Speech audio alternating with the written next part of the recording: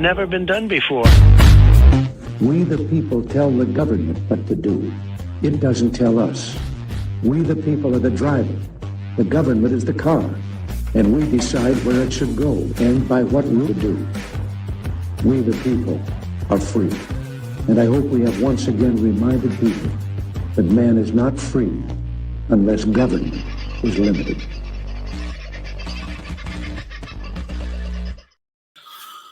Oh, got to put myself up on the big screen. Hang on a minute. Hit that button. No, that one didn't do it either. Maybe I'll try that button. There you go.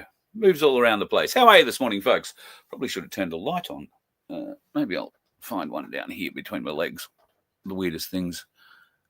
And there you go. A little bit of glowiness.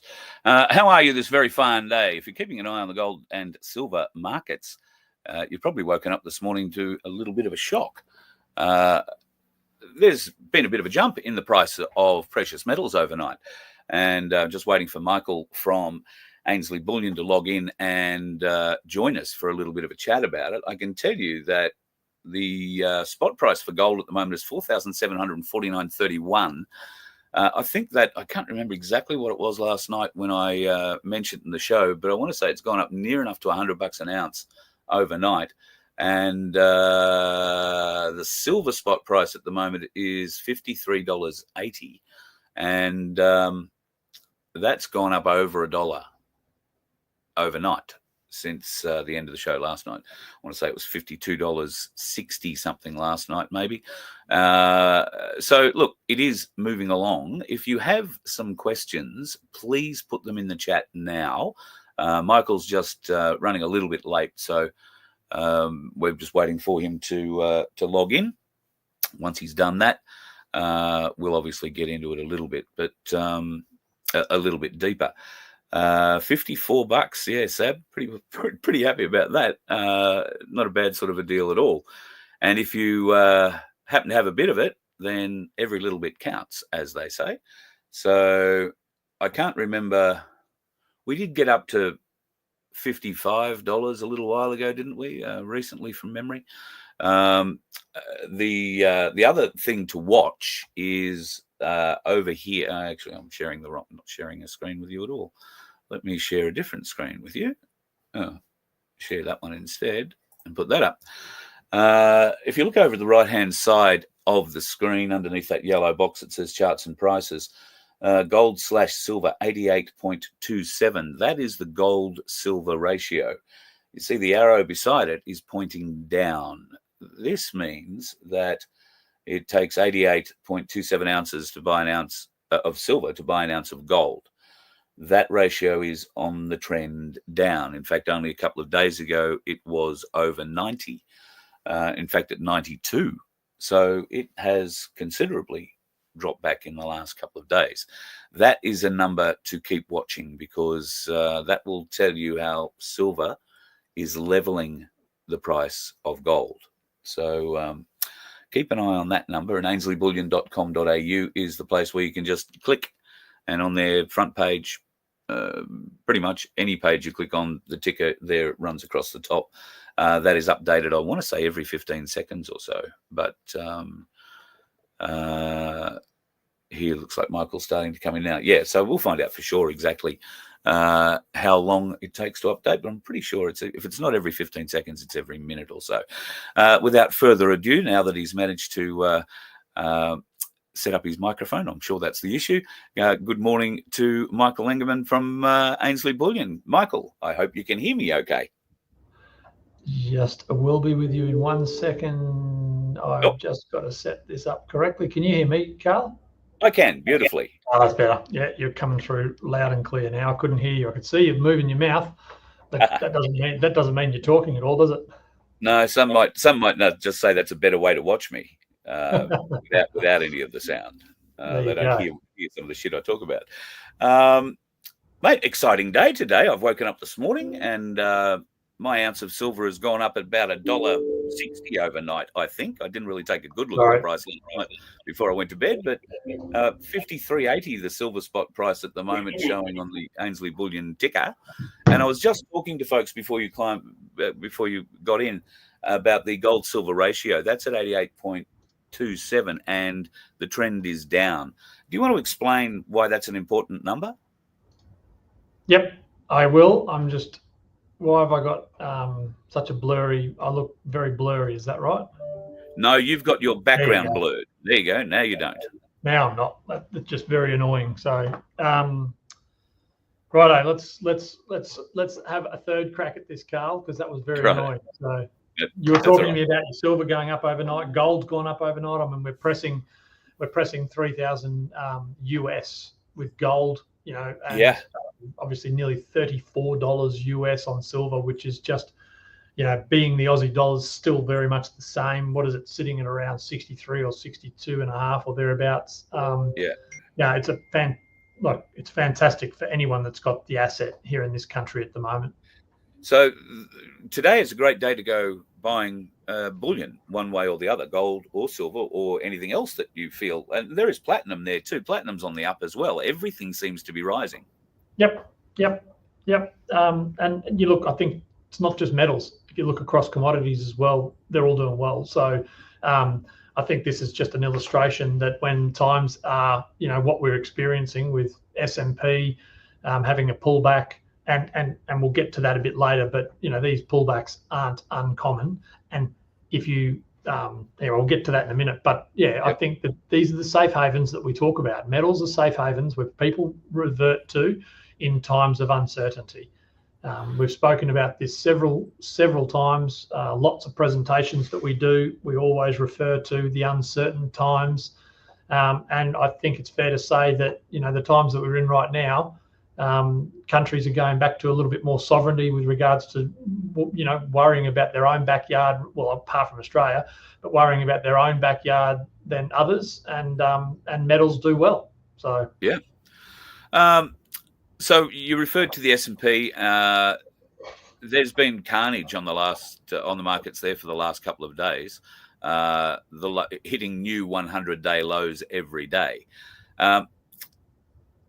What does that lead you to believe is happening? You were saying before, this is sort of a correction, if you like, something that happens on a semi-regular basis. Yeah, I mean, I don't have the graph, but if you were to pull up the S&P over the last year or 5-year graph or 10-year graph, this is where we tell people to, you know, have a look and sort of don't dwell in the weeds, because what you've just said then is the weeds. We're looking at the graphs right now in daytime, and we're looking at days on what's happening at the moment. But I think yesterday, now I don't know with what happened overnight, it's obviously pulled back a bit more, but yesterday when I was looking at this, we are still up over 10% in the last 12 months in the S&P. So people need to understand how far the S&P went up before they start worrying about the pullback. And that's what I mean by the weeds, is in, if you look at this, same as what we say with gold and silver, you can obviously be following gold and silver in the 1-minute chart or the 30-second chart, or you can go out to the day or the year chart, and it tells you a very different story. So it's no different with this. It's, if you look at the 5+ year chart or even the year plus chart on the S&P, you'll see drawdowns that have happened before in the order of, you know, 10, 20, 30%. So it's just happening again, and that's because we went up so far. I am by no means at all panicking. Like, this is just a normal thing that occurs. And, you know, arguably it was probably due because of the high, 20, 25% that it had gone up in the first place. How is this affecting people's super? If you're retiring tomorrow and you're heavily invested in US stocks, arguably Australian stocks, etc., to a lesser degree, but yeah, absolutely. If you're retiring tomorrow, then that's going to hurt your retirement. But the thing, obviously, also that it's only bad if you sell. So if you then obviously go to sell right now, then you're worse off. But you know, they always, if you look at those 1-year, 5-year plus charts, you'll see that it absolutely regains the losses in every previous downturn that we've had. So it's just a time thing now. Would have been great. Those that have picked this and pulled all of their shares, you know, a week ago, fantastic. They've done really, really well, and they'll be able to get back in now at a really, a much lower price. And then there's a saying also though, Carl, is you can't catch a falling knife, and it depends on is this the bottom, or is it going to continue to go down a bit more? And that's what all the commentators are saying out there at the moment, is they're just not sure whether this is the bottom or not. Yeah. We've discussed many times about how people can invest in bullion, and the fact that it's never too late. The fact that you can view the price going up overnight in two ways. You can view it as, oh shit, I should have bought yesterday, or what's it going to do tomorrow? It's probably going to go down. I'll buy tomorrow. What is your advice? And obviously you're in the bullion business, but I think you're a very fair man. The Ainslie Saver is a great way to get a little bit of money involved in the market very quickly. Is that a fair and reasonable thing to suggest to people today? If we don't have $4,749 to go in and buy an ounce of gold, or if we don't have $53.80 to go in and buy, or $55 to go in and buy a new koala 1 ounce coin out, and 1 ounce koala coin and 1 ounce kilo, 1 kilo koala coin. Yep. Beautiful coins. So is the Ainslie Saver a way that people can hedge a little bit here and put a little bit aside? Oh, no doubt. I mean, the beauty of the Ainslie Saver is it does a thing called dollar cost averaging for customers. So if you're interested in investing, you're not sure when to put, you're trying to pick a bottom, you're trying to pick a good time to invest. It's a very dangerous game to play. To your previous point around the $4,750. Well, dollar cost averaging. So let's say you've got $1,000 or $10,000 or whatever it is, or maybe it's just that $50 each week or $50 a fortnight that you want to put in. Dollar cost averaging is a good way of doing it, because you're then just putting it in all the time. So you've got a higher chance of hitting a better average than if you just put it all in one hit, and then all of a sudden you do hit a bit of a downturn on it. And of course, I've said it to your listeners before, Carl. Looking at the bigger charts as well. So not looking at the minute or the hour chart, but dragging your chart out to a week or a year at a time. Have a look at what gold and silver have done over time. They continually go up. So if the listener is wondering when's the right time to get in, if they're doing this they shouldn't be getting into precious metals if they're just trying to, get a quick buck, because we never encourage that, and we can't advise regardless. But that's just a very dangerous game to play. However, if they're in this for the longer term, 12 months and more, then I think it's just a no-brainer. Just get in. Doesn't matter about the price per se. I've noticed recently that Facebook has been flooding me with particular get yourself wealthy plans. I'm not going to say get rich quick. They do involve fractional buying of bullion or gold and silver. I investigated one of these because I wanted to see what the difference was between what they're offering versus the Ainslie Saver, because on face value it appears to be the same thing. Now, I didn't put any money in it or anything like that, but I can tell you that there are a myriad ways that they extract money from you before you put any money in it, these kind of things. So I wouldn't go with an online, something that pops up on Facebook that says, here, buy fractional bits of gold and silver and we'll make you a millionaire. If you're going to do that, then go with somebody trusted, and you can walk into the office and have a conversation with Michael. So look, it's no different. When we were boys, Carl, the whole get rich quick, I'll say it, they're still evident today. There's more scams now than there've ever been in society. There is more ways people are getting caught up. They're either the financial scams, love scams. We're all emotionally charged people, and we all think that something's going to happen to us or whatever emotionally, and then that love scam is number 2 in all time. They're the number 2 scams in the world. Then there's the other ones that come in and make up the number 5, down to about number 5, but they're all very prevalent right now. So I think the old saying, if it's too good to be true, it probably is not true. Well, it rings true to this. gold and silver, just look at the charts, have a look at what the prices are, where it's been, where it's sort of heading, and that gives you a very good indication of what you should be paying and what it's worth. And the trusted part is key. That last bit that you left is dealing with someone that you know has been doing this for a long time and has cred in the industry, has reputation at stake for doing the right thing. That's who you want to be dealing with. Yeah, 100%. And you guys have been doing it for over 50 years now. You're celebrating 51 years now, hey? Yeah, and that's crazy, isn't it? I mean, we celebrated our 50th year, and now we're celebrating our 51st year, and it's just like we've still got nappies on. We're celebrating every year. Typically in a human life, we go, okay, we celebrated our 50th, and then we'll wait for our 60th. So we're pretty proud of every year we string together and the things we're doing. So hopefully our customers see the same. Last time we spoke, I asked you whether or not people could bring jewelry into you, gold, silver jewelry, and you said no, that's not something, that's not your end of the business. I was quite surprised to find ads for Perth Mint saying, hey, bring in your gold and silver jewelry into the Mint, we'll give you a price for it, and you can be happy. Yep. I sent you a text saying, WTF, and apparently this is not an unusual thing.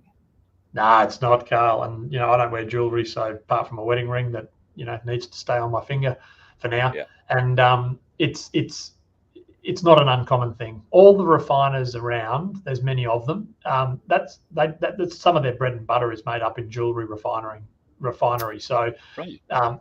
Perth Mint's no different. If you walk into their shop in Perth, there is a lot of jewelry on sale in their main shop. So I don't know this. I haven't asked the question of Perth, so I absolutely am not coming from a convicted 100% no, they do it, but I'm coming from a position that it would not surprise me based on all refiners in the country buy scrap metal, including jewelry, because there is gold and silver present in that jewelry, and that can be refined down into a bullion bar or something similar. So, yeah, it doesn't surprise me. And just remember too, the other thing I said to you is about the margin that they make on jewelry. You go and buy a wedding ring or a bracelet or a diamond necklace or whatever. That's a lot more expensive than just buying the physical product itself. Sure. I've got a question from one of our regulars here, Sab. Who in the States do you reckon is buying all the gold? It sounds like a death knell for the LBMA. Yeah, I mean, it's a great question. I think our knowledge and our information tells us it's the central banks that are, getting all the gold back into the States. I think that the central banks are the ones that have been not doing what they probably should have been doing with regards to leasing that gold out to others around the world. And that leasing is now what's causing all the issues with all this gold. And don't forget, US has been buying a lot of gold off Australia most recently as well. So I think these central banks have been caught with their pants down with regards to doing things that they shouldn't have been doing with the Fed's gold. And that's what's happening, is that they're now pulling all the gold back into America because of this fear of an audit happening. And, we spoke about this a couple of weeks ago, Carl, with, not just the audit of Fort Knox, but they'll audit all their holdings, which arguably the largest one is in New York. So I think they need to get all that gold back in because they know they shouldn't have been leasing in the first place. Yeah. Now, the Fed is separate to the US government. The Fed is a private business. Will the US government have trouble getting in through the doors of the Fed to inspect their gold? Yeah, good question. I don't have the ins and outs on the legislation of that, but again, my thoughts would be no, because it's arguably it's still, it operates separate to government, but it's still an arm of the government or of the Constitution that is there for the people. So government represents the people, and if they want to do things, I would have thought that they would have pretty much, carte blanche ability to go in there and look. So but as we spoke about a couple of weeks ago, giving them as much notice as they've given kind of says to me, well, it's kind of like, what's the point? Because they've just had all this time to get their house now in order. And when they go and do the audit, it wouldn't surprise me if nothing's missing. No, it wouldn't surprise me at all. But if you go back a week later, I wonder if the bars will still be in place. Yeah, and that's the bit that I was hoping would happen, is just that secret, turn up and just open the vaults and let me have a look, please. Yeah, but that doesn't appear to have been what's happened, and it doesn't look like I can't see a way that Doge or Elon Musk have a way through the Fed door to inspect whatever they've got in New York, not without going through the Supreme Court somewhere. So, don't think that would work out terribly well. No, all right, mate. What's the advice? Well, we don't give advice, but I've got a couple of dollars. What should I be looking at today? Should I be looking at silver? Should I be looking at platinum? Should I be looking at gold? Do I need to come in and get the physical property off you, or can I do it a different way? Yeah, look, I mean, I'll back up. This advice is not, this financial is not advice. It's not given in any shape or form like that. We are literally just talking about what others are doing in the market at the moment, and the market from a gold, silver, platinum point of view. I can't tell people what to do with it, but if they're interested in this space, a lot of our customers are coming in here at the moment and investing in all three. There's probably a bigger slant on silver because of the fact that gold-silver ratio is still high in comparison to where it has been. So it's still sitting, I think it's around that, I'll just have a quick look actually, Carl. I think it is. Yeah, it was high 80s, so it's still sitting at 88. So, that's very strong, so I think there's still a lot of upside to be gained out of silver in the coming, wave. And we know that silver has that slingshot effect after gold goes up. Yeah. And it might not have experienced that yet. Gold is still continuing to rise, so silver will still have its turn. So I'm a big believer in that silver will still continue to go up, and will go up a lot further yet. And as a percentage increase, you got to remember, $5 on 50 is a good return versus $5 on 4,750. Yeah. So the percentage game here plays into why people are thinking, I'll get some silver around me versus gold, or they get both. Yeah. Well, I mean, if you had $52.60 in the bank last night when you went to bed, do you think the bank would pay you interest so you wake up this morning with $53.80 in your account? Yeah. That isn't it, but that's what you would have woken up with this morning with 1 ounce of silver. Yeah, that's what we've been banging on about for some time now, around this. Why have money just sitting in your bank? It's going backwards. Arguably inflation's coming down somewhat, but still up, and still a lot further north than what they're advertising it is. So yeah, putting some funds aside. You're saying the trends are up. So if people buy now, if people go to ainslieBullion.com.au and go online now and buy through the online service, do they get the price right this minute, or do they get the price at the end of the day? Oh, God, no. Yeah, it's a great question. It's one to be very clear with your listeners on, is you lock in a price at the moment. You'll find that, let's talk about the web shop. You'll get on the web shop and you'll place an order. It will tell you what that price is for that particular item that you are buying right now, and that is the price that it will lock in with you. It gives you a couple of prompts at the end to say that that you're obviously going into a contract, a legally binding agreement with Ainslie to buy this product, because we then obviously buy that product on the other side immediately at the same time. But yes, absolutely, that price is locked in and does not change. So whether it goes up or down, that's the price you pay for that product at that time. The shop is very easy to get into, and once you make your selection, don't forget to put VOF or my name in the notes section, and you'll get this little discount at the end of it. But nobody else is going to give you a discount to buy gold and silver at the moment, I don't think, except for Ainslie Bullion. So, Michael, thank you very much. I know it's a busy day. I've got you at the beginning of it, and we had you running right from the get-go. Appreciate the time that you spent this morning with us. No, all good. Thanks, Carl. Appreciate it. Talk to you soon. Good, mate. See you later. Michael Engeman from Ainslie Bullion, and you can go to ainslieBullion.com.au, and once again you can check out the prices there. I'll blow that up a bit so you can see it. $4,751.67 for gold, and I think that's gone up in the time that we've been talking, and certainly silver has gone up. It's now $53.90, so that is in the time we have been talking, 25-30 minutes. So folks, go ahead, be involved, make a few bucks. ainslieBullion.com.au, and well, if you want to send us a coin, you can do that too. Thank you to everybody who has.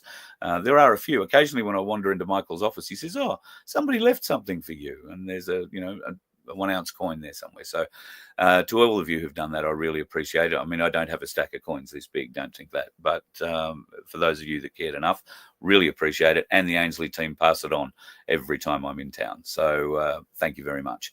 All right, folks, you go off and enjoy the rest of your day. Keep an eye on these prices. Gold, silver, platinum, everything's got an arrow doing that. And the gold-silver ratio has got an arrow doing that, which is a good sign for what's going on with silver pricing. I've got a bit on here this morning. I've got people ringing me and messages going off left and right. There's a bit going on, so I've got to shoot off. We will be back again tonight. Darren Bergworth's coming on for a chat. We'll have a bit of a natter about what happened in Box Hill night before last when Penny Wong turned up to a Chinese-only, it seems, political Labor Party agenda-setting meeting. No round eyes allowed in. Darren was there along with Craig Cole. Might see if I can't line him up for a chat as well. And join us tonight after 6:30 right here, wherever you're watching it, on whatever channel. And until then, be safe. Stay off the roads. The dickheads are out there. You let one ant stand up to us, then they all might stand up. Those puny little ants outnumber us 100 to 1. And if they ever figure that out, there goes our way of life. It's not about food. It's about keeping those ants in line. That's why we're going back. Does anybody else want to stay? Let's rock!